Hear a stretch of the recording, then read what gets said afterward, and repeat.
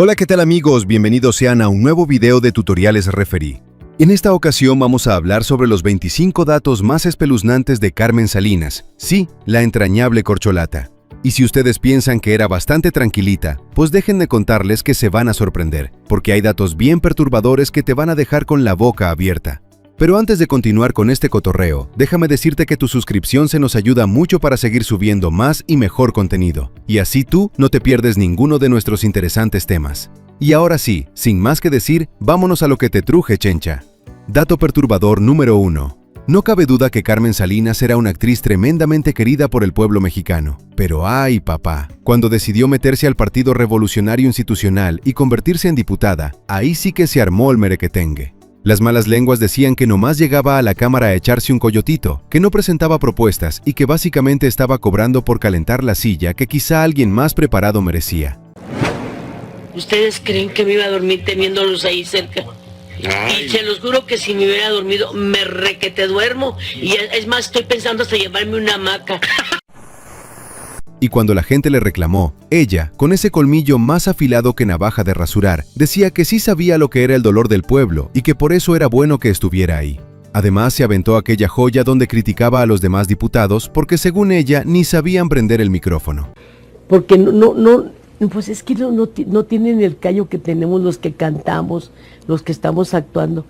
El micrófono no se debe de utilizar así, sino así. Y cuando le preguntaron cuánto ganaba, Carmelita nomás se acomodó el peinado y soltó: yo gano más como actriz que como diputada, así que ni le busquen, chamacos. Lo mío es mi actuación, yo gano más como actriz que como diputada, es Una respuesta que dejó al país entero diciendo: ¿qué onda con esto? Pero bueno, así era ella, sin filtro y sin freno. Dicen las malas lenguas que la única vez que Carmelita no se durmió en la cámara fue cuando pasaron lista para ver quién quería su bono de fin de año.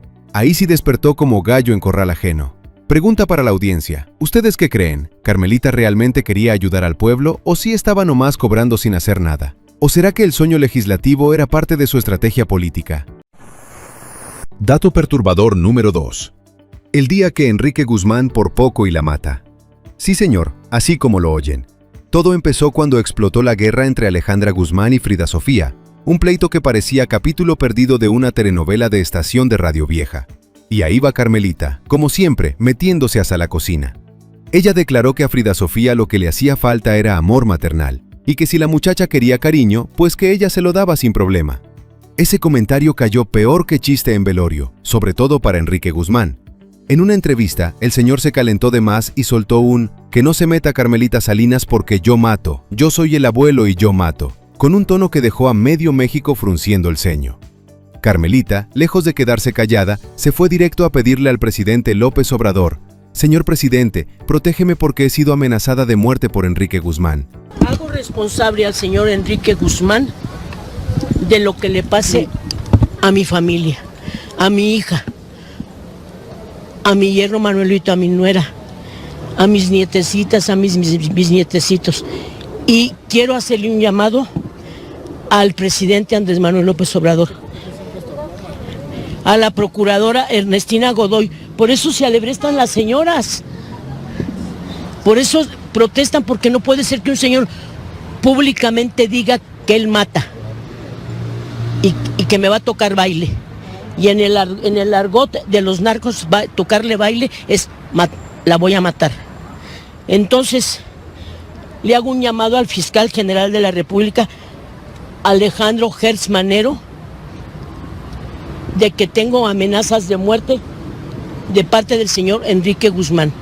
Así era ella. Le encantaba entrarle a pleitos ajenos, pero a veces esos pleitos se convertían en bolas de nieve que terminaban aplastando la paz que tenía en ese momento. Carmelita se metía tanto en broncas ajenas que un día la confundieron con la barra de abogados del país, y eso que ni título tenía. Pregunta para la audiencia: ¿ustedes qué opinan? ¿Carmelita se metió de más o habló con la verdad? ¿Y creen que Enrique Guzmán realmente estaba tan enojado como para amenazarla así? Dato perturbador número 3. Pues si no le bastaba con ganarse la enemistad de Enrique Guzmán, Carmelita también se echó encima a Gabriela Spanik. Todo empezó cuando la protagonista de La Usurpadora contrató a una muchacha como asistente. Hasta ahí, normal. Pero luego Spanik salió diciendo que la asistente la estaba envenenando, que si veneno para ratas, que si sustancias raras, que si quién sabe qué diablos. El caso es que mandó a la pobre muchacha al bote sin pensarlo 2 veces. Y ahí entra Carmelita, siempre bien acomedida y lista para lanzarse a donde no la llaman. Fue, pagó la fianza, sacó a la chava de la cárcel y dijo que Gabriela estaba abusando de su poder y que la muchacha era prácticamente una víctima. Spanik se puso furiosa y le gritó que no se metiera. Pero ahí viene la parte sabrosa. Carmelita le respondió que ella tenía más de 30 telenovelas, más de 100 películas, muchísimo dinero y que sí tenía con qué hacer las quesadillas. Así que mejor no la buscara porque se la iba a llevar el payaso. Para acabarla de amolar, Carmelita le compró ropa a la chava, la llevó a su casa y hasta la trató como hija. Porque hasta se quedó con su ropa. Es lo único que te puedo decir. Yo le tuve que comprar toda la ropa que traía ahorita. De esa cosa yo no soy la publicista. Todo te puedo contestar, todo menos de esa cosa. Chisme puro. Carmelita rescataba tanta gente del bote que un día le ofrecieron chamba de defensora pública. Nomás porque no sabía usar computadora, no la contrataron. Pregunta para la audiencia. ¿Ustedes creen que Carmelita lo hizo por nobleza o nomás porque quería echarle más leña al fuego del chisme? ¿Y Spanik habrá exagerado o sí la estaban envenenando? Dato perturbador número 5. Cuando tenía alrededor de 16 años, Carmelita Salinas se casó con Pedro Plasencia, un músico reconocido que más adelante trabajaría más de 2 décadas con Juan Gabriel. Su noviazgo fue relámpago, casi de ¿cómo te llamas? Sí, acepto. El matrimonio duró unos 12 años, tiempo suficiente para traer al mundo a sus 2 hijos, Pedro Plasencia y María Eugenia Plasencia. Pero aquí viene lo interesante. Después del divorcio, allá por el 79, Carmelita jamás volvió a casarse. Se quedó criando a sus hijos, mientras que Pedro Plasencia sí rehizo su vida con otra mujer. Y tú dirás, bueno, ¿y dónde está lo perturbador? Aguántate tantito, porque lo que sigue hace que este dato parezca cuento de hadas. Carmelita se casó tan joven que ni tiempo tuvo de pensar si quería pastel de boda. La mandaron a la luna de miel antes de que terminara la secundaria. Pregunta para la audiencia. ¿Ustedes creen que Carmelita decidió no casarse otra vez por independencia, por desamor o porque ya había tenido suficiente con un músico? ¿Qué opinan? Dato perturbador número 6. Y como les venía contando, si ustedes creen que después del divorcio Carmelita se quedó tranquilita, rezando rosarios y tomando café con pan, no, señores. La imagen dulce, tierna y abuelita de barrio que muchos le veían se hacía pedazos cuando ella misma soltó una bomba. Carmelita fue amante de un hombre casado. Sí, así como lo oyen, fue la otra, la tercera en discordia, la corcholata oficial del señor. Ella lo decía sin pena, sin culpa y sin filtro. Era mi amante y yo no tenía por qué lavarle la ropa ni cocinarle. Para eso estaba su vieja, la socia. Yo era para lo que te truje chencha. Así, directo y sin vaselina. Según contó, el hombre llegaba solo para el mandadito, y Carmelita estaba feliz porque no tenía que andar cuidándole la camisa ni preparándole el desayuno. Lo suyo era puro gusto y cero compromisos. Estuvieron así muchos años y según ella, jamás le importó que estuviera casado. Imagínense la cara del público cuando escucharon eso de la boca de Carmelita, que se vendía como la señora apaciguada, la madre de México, la madrina de todo mundo. Pues no, de apaciguada no tenía nada. A la señora también le gustaba ponerle Jorge al niño, ahí donde la ven. Si Carmelita hubiera escrito un libro sobre ese romance, se habría llamado Recetas para el mandadito, sin tener que lavar ni un calcetín. Pregunta para la audiencia. ¿Ustedes qué dicen? ¿Carmelita vivía la vida moderna antes de que estuviera de moda o simplemente se pasaba las reglas por el arco del triunfo? ¿Le aplauden la sinceridad o les parece que se pasó de lanza? Es una gente preciosa, pero incluso él era casado. Con tu traje de novia. Pero yo nunca le dije, oye, que cuando te divorcias, que cuente. No, me allá en su casa, que le lavaran su ropa y ahí todo eso, y acá a gustito. Nomás que viniera a regar la macetita con eso. Dato perturbador número 7. Bueno, y si ustedes pensaban que Carmelita solo había tenido un amante, siéntense porque aquí viene otro bombazo. Resulta que otro famoso aseguró haber tenido su aventurita con ella, y no cualquier pelado. Estamos hablando de Eduardo Yáñez, el mismísimo actor de carácter explosivo, cachetadas rápidas y romances misteriosos. En una entrevista, Yáñez soltó, muy quitado de la pena, que sí, que él y Carmelita habían tenido su momento de pasión, que entre ellos hubo aquello de los buenos a limones. Ya sabe usted, ese apapacho intenso que hace sudar más que foco de interrogatorio. La gente se quedó fría, o muerta de risa, depende de la edad. Muchos dijeron que era broma, que Yáñez siempre andaba jugando, pero como dice el sabio refrán, entre broma y broma, la verdad se asoma. Y como este señor también tenía fama de andar de aquí para allá, que si con Ernesto Alonso, que si con fulana, que si con mengana, pues no sonó tan descabellado que hubiera tenido su cotorreo con Carmelita. Si Carmelita y Yáñez realmente tuvieron algo, seguramente el maquillaje del set quedaba sudado, y no por la iluminación. Pregunta para la audiencia. ¿Ustedes creen que Yáñez hablaba en serio o solo andaba de chistoso? ¿Le compran la historia o le suena puro show? Ya estaría en la Carmelita cárcel. Salinas. A Carmelita te lo tengo que confesar. A doña Carmelita sí la anduve persiguiendo. Sí. Camina muy bonito, ¿eh? Sí. Dato perturbador número 8. De su relación con su primer esposo nacieron 2 hijos, y de ahí vino uno de los golpes más duros que una madre puede vivir. En 1994, Carmelita perdió a su hijo Pedro Plasencia, quien murió a los 37 años a causa de cáncer. Esa noticia la destruyó por completo, porque además de ser su hijo, era su compañero de trabajo. Él tocaba el piano en sus shows después del divorcio, reemplazando al padre. Carmelita venía de una época donde era una imitadora extraordinaria. En el Teatro Blanquita la rompía imitando a Celia Cruz, a Alejandra Guzmán y a medio mundo en un espectáculo que siempre estaba lleno. Pero cuando su hijo falleció, se le derrumbó el escenario entero.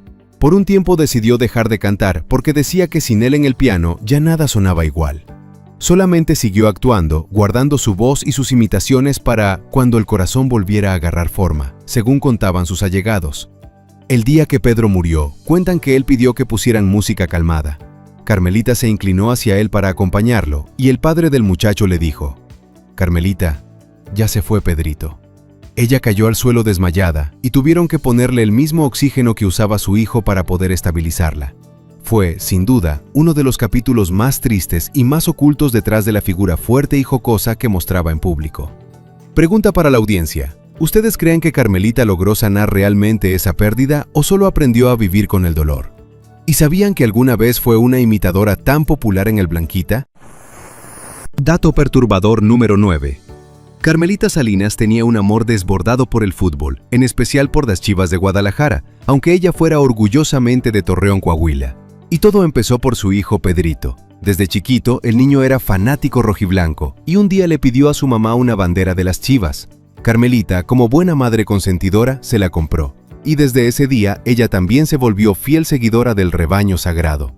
Después de la muerte de su hijo, el amor por las Chivas se convirtió en una forma de mantenerlo cerca, de honrarlo de alguna manera. Tanto así que, según se cuenta, ese mismo fanatismo fue lo que la unió a Edith González, su primera aventurera, ya que ambas compartían la misma pasión por el equipo. Así que imagínense, detrás del humor, el carácter y los chismes, había una mujer que veía en un club de fútbol un pedazo de su hijo perdido. Carmelita defendía tanto a las Chivas que si hubiera sido árbitro marcaba penal hasta por ver feo al portero. Pregunta para la audiencia, ¿ustedes ya sabían que Carmelita era chivísima? ¿Y creen que seguir apoyando al equipo fue su manera de mantener presente a su hijo? Dato perturbador número 10. La obra aventurera no solo fue un éxito, se convirtió en la reina absoluta del teatro mexicano, la más longeva y la que más lana dejó. Y todo gracias a Carmelita Salinas, que se coronó como una de las productoras más astutas y colmilludas del país. Pero lo perturbador viene cuando recordamos cómo empezó ese proyecto, porque al inicio nadie quería ser aventurera. Carmelita mandó el libreto a varias actrices y la primera en su lista era Niurka Marcos. Mentira, era Itatí Cantoral, porque según ella tenía el cuerpo parecido al de María Antonieta Pons, la gran rumbera. Pero Itatí estaba grabando telenovela y no podía. Entonces, cuenta la leyenda que un día Carmelita se encontró a Edith González y que las dos quedaron para ir a ver un partido de las Chivas. Ahí, entre aplausos, gritos y goles, Carmelita vio el entusiasmo de Edith y dijo: «Esta va a ser mi aventurera». Le dio el libreto, Edith lo leyó, aceptó y el resto es historia. Y eso que muchos decían que Edith era demasiado fresona para un papel que necesitaba barrio, vulgaridad, sensualidad y después inocencia. Pero Edith se aventó al ruedo, literalmente, y la rompió. El éxito fue monumental. Cuando Edith murió años después, Carmelita se derrumbó. Siempre dijo que la adoraba, no solo como artista, sino porque fue su primera aventurera, la que le abrió el camino al fenómeno que vino después. Broma. Si Carmelita hubiera hecho casting abierto para aventurera, se habrían apuntado tantas señoras que habría que acomodarlas en fila con ficha como si fuera cita en el IMSS.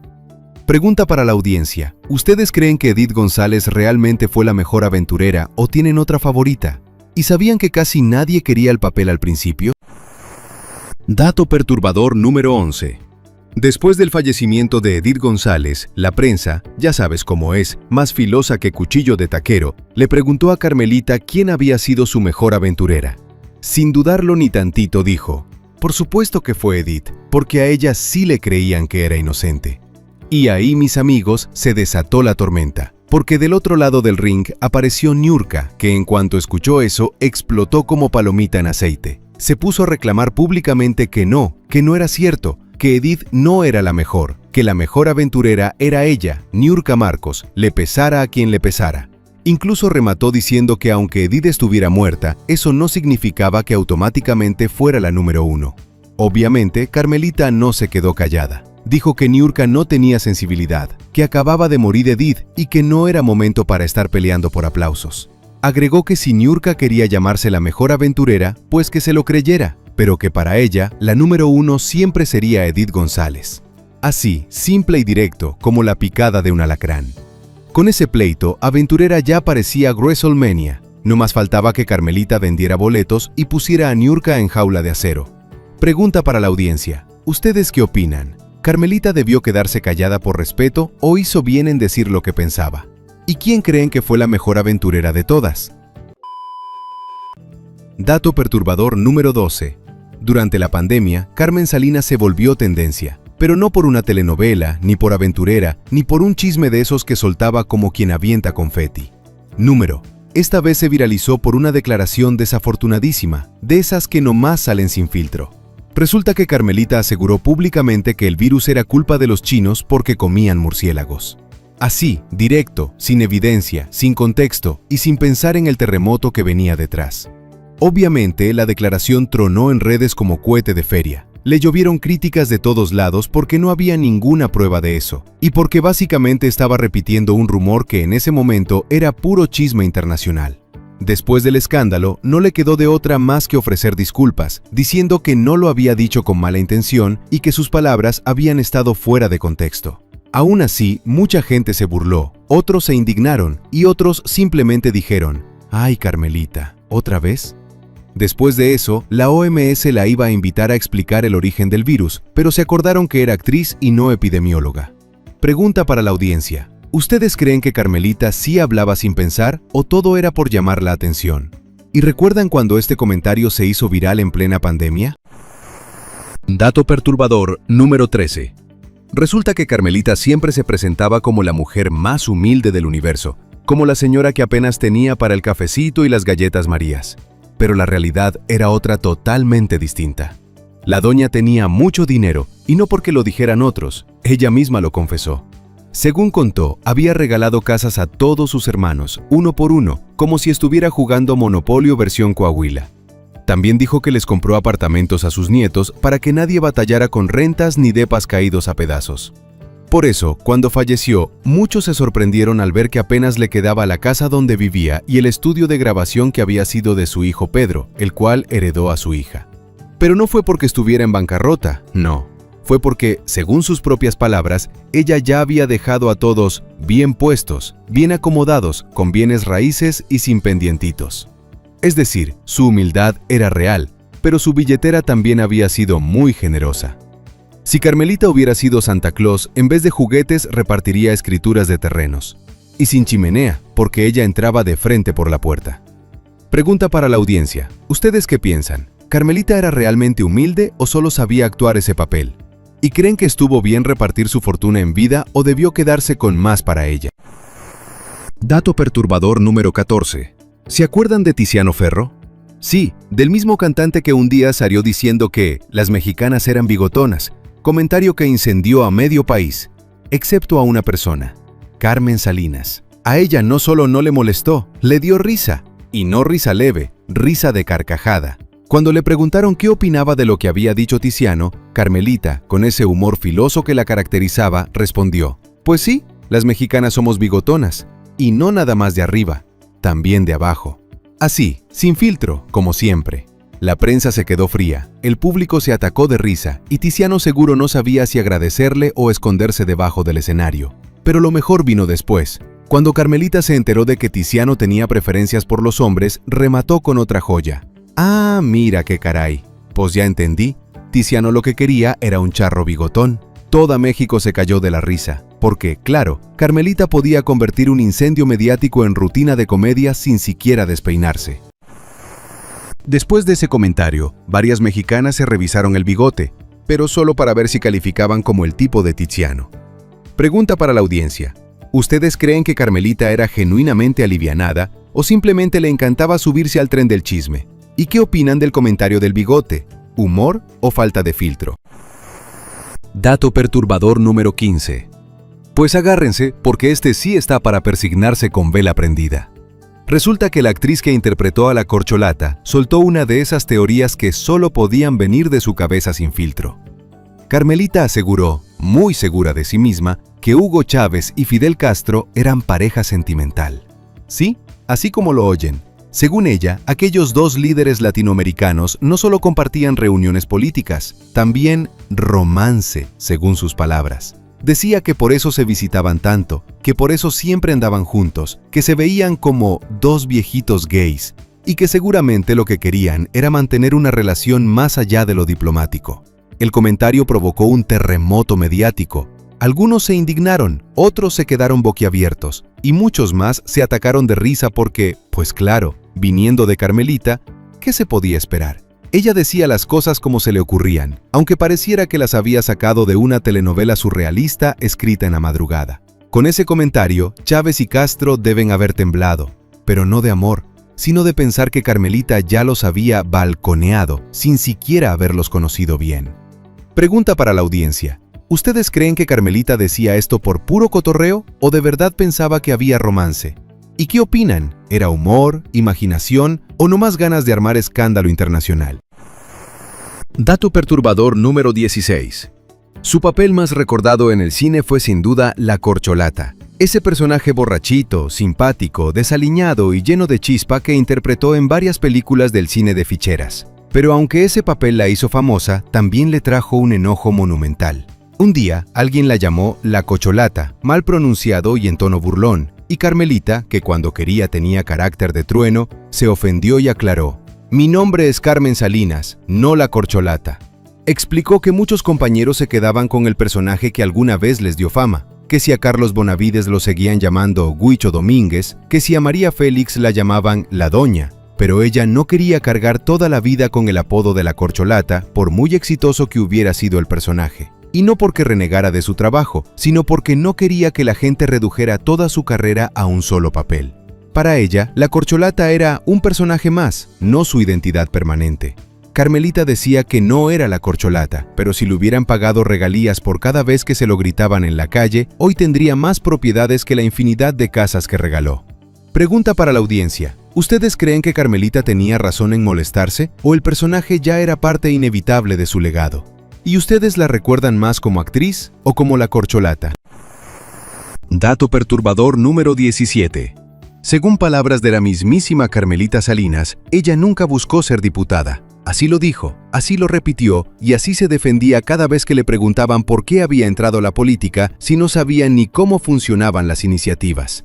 Afirmó que no entendía la política, que no sabía de leyes, que no conocía procedimientos, pero aún así terminó sentada en una curul. Y aquí viene lo jugoso. Según decían las malas lenguas, no llegó por mérito propio ni por querer servir al país, sino porque amigos poderosos, entre ellos el licenciado Osorio Chong, la colocaron ahí prácticamente a la fuerza. Me hicieron diputada, decía, como si lo hubieran jalado del brazo para meterla al salón de clases sin querer estudiar. Para justificarse, contaba que convirtió su oficina en un consultorio social. Decía que llevaba doctores especialistas para revisar la vista de la gente y que regaló miles de lentes. Aseguraba también haber dado alrededor de 1000 sillas de ruedas y que en su carro siempre traía bastones por si veía a una viejita caminando con un palo de escoba, y ahí mismo se bajaba a regalarle uno. Todo esto generó controversia porque la gente decía, si no entiende la política, ¿qué hace de diputada? Pero ella respondía que estaba ahí para ayudar, aunque pareciera que lo suyo era más labor social que labor legislativa. Si Carmelita hubiera llevado más tiempo en el Congreso, quizá la Cámara de Diputados acabaría pareciéndose más a un DIF que a un recinto legislativo. Pregunta para la audiencia. ¿Ustedes qué piensan? ¿Carmelita realmente ayudaba como podía o solo daba limosnitas para verse bien? ¿Y de verdad fue puesta a la fuerza por políticos poderosos? Dato perturbador número 18. El pleito con Juan Gabriel fue de esos chismes que huelen a pólvora y se prenden solitos. Resulta que el exesposo de Carmelita, Pedro Plasencia, que durante años fue músico del Divo de Juárez, terminó demandándolo. ¿La razón? Según Plasencia, Juan Gabriel lo despidió por viejo, así, sin anestesia. El maestro del piano se sintió humillado y decidió llevar el asunto a los tribunales, donde finalmente le ganó una buena cantidad de dinero al Divo. Y mientras todo México estaba choqueado viendo esa batalla legal entre dos figuras del espectáculo, Carmelita, desde su trinchera de humor y veneno, soltó una frase que se volvió inolvidable. Cuando se enteró de que su ex le había sacado una lana a Juan Gabriel, dijo entre carcajadas: «Ahora sí, dime, ¿hasta que te conocí?». Una pedrada directa al título de una de las canciones más icónicas de Juan Gabriel, convertida en broma pesada y comentario venenoso. La gente no sabía si reírse o persignarse, pero aquello calentó aún más los ánimos entre los fans del Divo. Con ese comentario, si Juan Gabriel hubiera seguido vivo, capaz y demandaba a Carmelita por derechos de autor, no más por gusto. Pregunta para la audiencia. ¿Ustedes creen que Carmelita hablaba así por puro humor o lo hacía con intención de picar de la costilla al Divo? ¿Y de qué lado estaban en ese pleito? ¿Del músico despedido o de Juan Gabriel? Dato perturbador número 19. Sí, agárrense, porque en una ocasión Carmelita Salinas terminó en una tremenda controversia con Kate del Castillo, sí, la misma actriz que protagoniza La Reina del Sur. Todo comenzó cuando Kate declaró que en Televisa había mujeres que prácticamente se prostituían para conseguir un protagónico, aceptando salir con políticos y empresarios que, según ella, eran quienes mantenían a flote la empresa. Estas declaraciones hicieron temblar a medio mundo, pero la que salió a contestar, como no, fue Carmelita Salinas. Ella dijo que Kate no debería andar hablando de Televisa, porque ahí trabajaba su papá, Eric del Castillo, y que sus palabras eran un golpe innecesario para la empresa que le había dado tanto. Kate, con su estilo directo, no se quedó callada y respondió que Carmelita siempre salía con sus cosas, insinuando que Salinas defendía a Televisa con uñas y dientes porque apoyaba totalmente el famoso catálogo de Televisa, aunque, según Kate, Carmelita no estaba en esa lista, pero sí muchas de sus compañeras jóvenes. Este pleito fue de esos donde cada quien dijo lo que quiso y el público nomás se quedó viendo cómo volaban las indirectas directas. Si Televisa hubiera cobrado boleto por cada vez que Carmelita y Kate se aventaban declaraciones, habrían pagado la novela del año nomás con ese chisme. Pregunta para la audiencia. ¿Ustedes creen que Kate exageró con lo del catálogo o dijo lo que nadie se atrevía? ¿Y Carmelita defendía a Televisa por lealtad o por costumbre? Dato perturbador número 20. En una ocasión, durante una función de aventurera, Carmen Salinas vio entre el público a Alicia Machado, quien acababa de regresar del reality show La Granja. En ese programa, Alicia había quedado envuelta en una fuerte controversia porque tuvo relaciones íntimas con otro concursante, enfrente de todo el mundo. Eso provocó que su boda, que ya estaba casi lista, se cancelara por completo. Pues bueno, cuando Carmen la vio ahí sentadita, en plena función y sin esperárselo, soltó la dinamita en voz alta. «Ah, aquí estás, Alicia. Dicen que te fuiste a Europa a quitarte la ropa». El público se atacó de risa, pero Alicia se puso más roja que un tomate hervido. Carmelita, como de costumbre, no tenía pelos en la lengua y no desaprovechaba oportunidad para balconear a cualquiera que cayera en su radar. Había gente que la adoraba por ese humor ácido, y otros que ya no la soportaban precisamente por lo mismo. Después de ese comentario, Alicia Machado debió haber pensado que era más seguro entrar a la granja con animales salvajes que asistir a una función con Carmen al micrófono. Pregunta para la audiencia. ¿Ustedes creen que Carmen se pasó con ese comentario o era parte del show? ¿Y Alicia hizo bien en aguantar o debió contestarle ahí mismo? Dato perturbador número 21. Como dice el dicho, Carmelita Salinas era el chile de todos los moles y donde la pusieran, hacía presencia. En una ocasión, según cuentan, la contrataron para cantar como telonera en la gira teatral que estaba haciendo María Félix. Sí, aunque la doña no cantaba, porque decía que tenía una voz muy ronca, la gente llenaba los teatros solo por verla parada en el escenario. Carmelita iba detrás de ella en el show y un día, viendo a María Félix sola desayunando, se fue a sentar con ella para hacerle compañía. Error. En cuanto se sentó, la doña levantó la vista y soltó: ¿Quién le dijo que se sentara? Carmelita se paró colorada, avergonzada, y se fue sin hacer ruido. Tiempo después, ya en otro hotel, la doña se acercó y le dijo: «Voy a ir de compras, ¿gusta venir conmigo?». Carmelita pensó que por fin estaban haciendo amistad, así que aceptó emocionada. Pero cuando llegaron a la tienda y María Félix terminó de comprar, le soltó: «Muy bien, ahí están todas las bolsas, cárguelas por favor». Resulta que la había invitado, pero para usarla de cargamaletas. Según contaba Carmelita entre risas, la doña era así: fina, imponente, pero con un humor que te dejaba temblando. Aún así, con el tiempo terminaron siendo cercanas. Carmelita contaba que cuando la doña la fue a ver a Aventurera, le dijo: «Carmelita, ya somos compañeras del mismo dolor». Ambas habían perdido a sus hijos, Pedro Plasencia en 1994 y Enrique Álvarez Félix en 1996. Y según Carmelita, finalmente María Félix terminó siendo su amiga después de todo ese sube y baja. Broma. Si María Félix te invitaba a desayunar, tenías que preguntar primero si era para platicar o para cargarle el mandado. Pregunta para la audiencia: ¿ustedes creen que la doña realmente le tenía cariño a Carmelita o solo la toleraba? ¿Y qué opinan? ¿Se pasaba María Félix o así era su carácter y punto? Y bueno amigos, hasta aquí llegamos con estos datos espeluznantes de Carmen Salinas. Si te quedaste con el ojo cuadrado, no te culpo, porque la vida de esta señora estuvo más movida que novela de las 9. Ya sabes que en este canal siempre te traemos el chisme calientito, bien servido y sin miedo al éxito. Si te gustó este video, no olvides suscribirte, activar la campanita y dejar tu comentario. Cuéntame cuál dato te dejó más sacudido, cuál te dio risa y cuál te hizo decir: «Ay, nanita, yo no sabía eso». Tu apoyo es el que nos permite seguir trayendo historias sabrosas, polémicas y bien contadas, como nos gusta aquí en Tutoriales Gerberín. Nos vemos en el próximo video, donde segurito te voy a traer algo todavía más intrigoso y jugoso. Cuídense mucho mi gente, y como siempre, vámonos con calmita, pero con chisme.